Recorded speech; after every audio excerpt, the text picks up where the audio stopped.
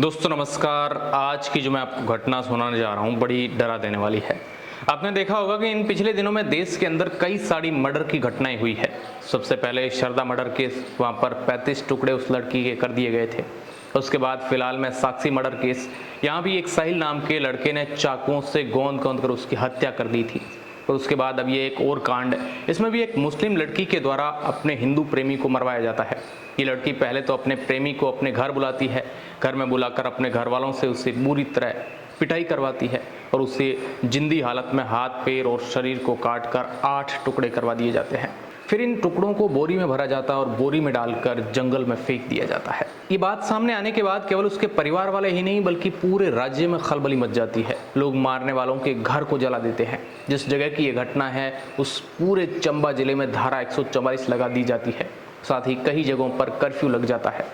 इसके अलावा सीएम को भी इस मैटर में आकर आश्वासन देना पड़ता है। लोग सड़कों पर उतर आए हैं, लेकिन इस पूरे मामले में 2 बातें बहुत ही ज़्यादा महत्व रखती है। पहली तो ये है कि वह लड़का हिंदू और लड़की मुस्लिम थी, दोनों आपस में प्यार करते थे, लेकिन लड़की उससे बुलाकर मरवाती है। और दूसरी बात है कि लड़की जो थी उसके परिवार का संबंध जो है आतंकियों से भी बताया जा रहा है। और सबसे बड़ी बात तो ये है कि खुद मुस्लिम कम्युनिटी के लोग भी इसका विरोध कर रहे हैं। इस कहानी में आगे आगे ऐसे खुलासे होने वाले हैं जिससे सुनने के बाद आप भी दंग रह जाएंगे। इसलिए अब बिना किसी देरी के ये रिपोर्ट मैं आपको पूरी सुनाता हूँ। ये कहानी है हिमाचल प्रदेश के चंबा जिले की, जहाँ पर एक किहाड़ गांव था। इस किहाड़ गांव में एक मनोहर नाम का जो है लड़का रहता है। उसके परिवार में 5 लोग थे।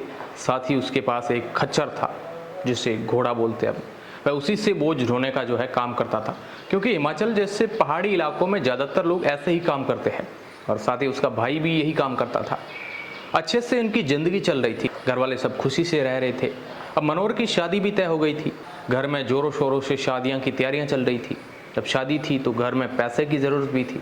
इसलिए मनोहर एक दिन पैसे लेने के लिए अपने ही कुछ पहचान वालों के यहाँ जाता है, क्योंकि घर में इनकम का स्रोत केवल वह 2 भाई ही थे और ज़्यादा ऐसी कोई इनकम भी नहीं थी। अब शादी भी थी तो पैसों की ज़रूरत तो होती है। तारीख थी 6 जून। मनोहर घर में बताकर जाता है कि शाम तक कुछ काम निपटा कर वो है वापस लौट आऊँगा। शाम हो जाती है, लेकिन मनोहर का कुछ अता पता नहीं होता है। घर वाले परेशान होते हैं, उसे ढूंढते हैं, पूरे मोहल्ले में उसे ढूंढा जाता है, लेकिन मनोहर का कहीं पे भी कुछ पता नहीं चलता है।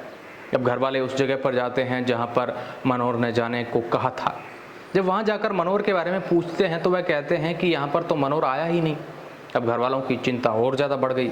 तब उन्होंने पास ही के पुलिस थाने में जाकर मनोहर की गुमशुदा की रिपोर्ट दर्ज कर दी।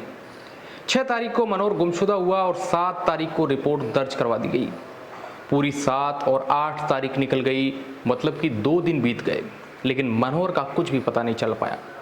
अब आती है 9 तारीख। पुलिस को कोई खबर करता है कि जंगल के नाले के पास काफ़ी तेज बदबू आ रही है।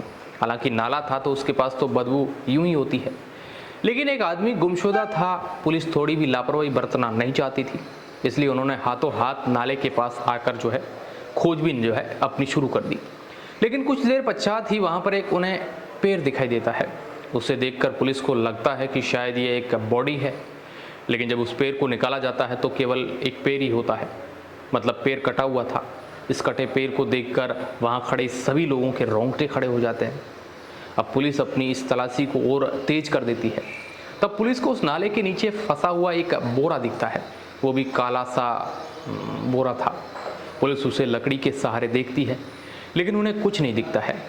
लेकिन जब उसे खोलकर देखा गया तब वहाँ पर खड़े हर किसी के पैर कांपने लग जाते हैं, क्योंकि उस बोरे में एक बॉडी के कटे हुए टुकड़े पड़े थे। कुल बॉडी के 8 टुकड़े किए जाते हैं। लोग भी उसकी पहचान जो है वहाँ पर खड़े वो कर लेते हैं कि ये बॉडी मनोहर की है। पुलिस को भी पता चल गया कि ये मनोहर ही है जो 2 दिन पहले घर से गायब हो गया था। अब ये तो पुलिस को पता चल गया कि मनोहर मिल गया, लेकिन मनोहर का कत्ल आखिर किया किसने, ये एक बड़ा सवाल बन चुका था। वहीं अब घर वालों को भी पता चल जाता है कि उनका बेटा अब इस दुनिया में नहीं रहा। घर वालों से लेकर पूरे इलाके में खलबली मच गई कि आखिर मनोहर को किसने और क्यों मारा, और इतना बेरहमी से क्यों मारा, क्योंकि जिस आदमी को कुछ ही दिनों बाद उसकी शादी थी, आखिर उससे इतनी बेरहमी से किसने मारा। पुलिस एक बार फिर से इस मर्डर को लेकर पड़ताल शुरू करती है। मनोहर के जितने भी करीबी लोग होते हैं उन सब का बयान लेती है। सबसे मनोज के बारे में पूछती हैं कि किस प्रकार का उसका व्यवहार था, किसी से दुश्मनी थी, जिसके साथ रहता था, कौन कौन उसके दोस्त हैं। पुलिस सबसे बड़ा बयान मनोहर के बड़े भाई का आता है। उसमें मनोहर का बड़ा भाई कहता है कि मनोहर की दोस्ती एक रुखसाना नाम की लड़की से थी। रुखसाना के घर वाले इस रिश्ते को लेकर कभी तैयार नहीं थे। पुलिस के पास इस बयान के अलावा और कोई भी अन्य सबूत नहीं थे। पुलिस ने रुखसाना के घर के 3 लोगों को हिरासत में लिया, उनसे पूछताछ की। शुरुआत में किसी ने मुंह नहीं खोला, लेकिन बाद में शक्ति बरताई तो उन्हें जब डराया गया, धमकाया गया, तो एक एक करके सारे राज है जो उगलने लगे। अभी तक सब लोग शांत थे, क्योंकि ये पता नहीं चला था कि मनोहर को मारा किसने। आखिर अंत में उन्होंने कबूल कर लिया कि मनोहर को उन्हीं ने ही तड़पा तड़पा कर मारा है। अब जैसे ही ये बात लोगों के पास लीक होती है, पूरे ज़िले में हाहाकार मच जाता है। लोग सड़कों पर उतर आते हैं। जिन लोगों ने मनोहर को मारा था, उनका घर जो है आग के हवाले कर दिया जाता है। बल्कि एक घर नहीं, बल्कि उनके परिवार वाले समेत 4 जो है घर लोग जला देते हैं। एक तरफ पुलिस और दूसरी तरफ लोग हो जाते हैं। पुलिस रोकने का प्रयास करती है, लेकिन लोग रुकने का नाम नहीं लेते हैं, भड़क जाते हैं। सड़कों पर कर्फ्यू लग जाता है। जिस इलाके में ये घटना घटी थी, वहाँ पर पहले ऐसा कभी कोई काम नहीं हुआ था। इसलिए वहाँ की मुस्लिम कम्युनिटी के भी लोग बाहर आते हैं। वे बोलते हैं कि भले ही ये हमारे मुस्लिम बिरादरी का घर हो, लेकिन इस्लाम कभी ये नहीं कहता है कि किसी का मर्डर करे और इतनी बुरी तरीके से किसी को मारा जाए। इसलिए सभी मुस्लिम लोग भी उससे अपनी बिरादरी और अपने यहाँ आने जाने से रोक लगा देते हैं। मतलब एक तरफ पूरा गांव हो जाता है और दूसरी तरफ एक परिवार। ये मामला इतना ज़्यादा बढ़ जाता है कि खुद हिमाचल प्रदेश के सीएम को आकर लोगों को आश्वासन देना पड़ता है और उस राज्य के 12 जिलों में धारा 144 लगा दी जाती है। वो भी कोई 1-2 दिन के लिए नहीं, बल्कि पूरे 2 महीनों के लिए। मतलब अब आप समझ गए होंगे कि ये मामला कितना ज़्यादा आग पकड़ चुका था। लेकिन अब इस कहानी में एक और बड़ा खुलासा होता है। दरअसल हिमाचल प्रदेश के पूर्व सीएम जयराम ठाकुर इस मामले को लेकर एक बयान देते हैं और कहते हैं कि जिस परिवार द्वारा यह मर्डर किया गया है वह कोई नॉर्मल लोग नहीं है। उन्होंने कहा कि 1998 में हुए 17 आतंकी हमले में जहां 35 लोगों की मौत हो गई थी, उसमें भी इसी परिवार के शायद किसी आदमी के हाथ जुड़े थे।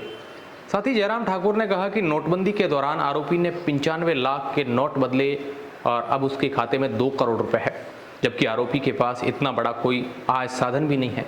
साथ ही बताया जा रहा है कि उसके पास 3 बीघा ज़मीन है, लेकिन कब्जा की हुई है। करीब 100 बीघा ज़मीन उसके पास मौजूद है और 10,000 फीट की ऊंचाई के बेहद दुर्गम इलाके में अपना घर भी बनाया हुआ है और 100 भेड़ बकरी उसके पास है। आखिर इतना पैसा और इतनी ज़मीन उसके पास कहाँ से आई, जो डॉक्यूमेंटली उसके पास है ही नहीं। विपक्ष इन चीज़ों को लेकर सीधे ही सरकार पर निशाना साध रही है। साथ ही जयराम ठाकुर ने युवक की हत्या का हवाला देते हुए कहा कि शरीफ मोहम्मद मूसा, पीर मोहम्मद और फरीदा के कहने पर पहले मृतक मनोहर को जो है उनके घर बुलाया गया और घर में उसकी उन लोगों के साथ बहस होती है और उसी दौरान डंडे से उसे बुरी तरह मारकर जो है घायल कर दिया जाता है और उसी आंगन में अधमरे मनोहर को जो है बेहोशी की हालत में उसके शरीर के 8 टुकड़े कर दिए जाते हैं। उसके शरीर के हिस्सों को आरा मशीन के द्वारा काट दिया जाता है और उन 8 टुकड़ों को जंगल में नाले में ले जाकर पानी के अंदर दबा दिया जाता है ताकि पानी की वजह से उसकी जो है बदबू ना आए। लेकिन उन्हें ये नहीं पता है कि ये दुर्गंध बाहर के लोगों को आ ही जाएगी। अगर हम अब तक की रिपोर्ट के अनुसार बात करें तो हिमाचल के मुख्यमंत्री सुखविंदर सिंह सुक्खू ने पीड़ितों को जॉर्ज का जो है उस पूरा आश्वासन दिया है कि आपके साथ न्याय होगा। आरोपियों को गिरफ्तार भी कर लिया गया है। लेकिन इन सभी हत्याकांड में एक चीज़ बहुत ही कॉमन लग रही है, क्योंकि हमने आपको इतनी कहानी सुनाई है, इन सभी में हत्यारे बॉडी को ऐसे छुपाने की जो है कोशिश करते हैं कि मानो बस हम बस जाएंगे, हमें कोई पकड़ेगा नहीं, हम पकड़े नहीं जाएंगे। लेकिन फिर भी हत्यारे कभी भी बच नहीं पाते हैं।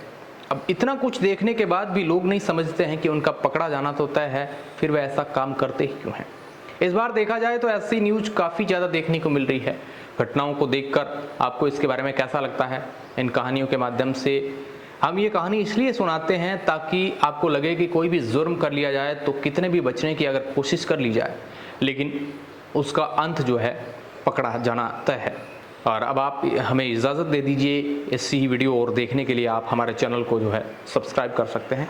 बाकी इस प्रकार की न्यूज़ों को जब मीडिया ज़्यादा चलाती हैं तो वो उसका भी इफ़ेक्ट पड़ता है एक चीज़ का कि जो सरदा मर्डर केस उसका मीडिया ट्रायल हुआ था तो उसका दुष्परिणाम ही हुआ था। बाकी आप क्या विचार रखते हैं कमेंट के माध्यम से ज़रूर बताएं। हमारा मकसद आपको सीख देना, इसलिए ये आपको खबर दिखा रहे हैं, बाकी ऐसा कोई हमारा मोटिव नहीं है। धन्यवाद।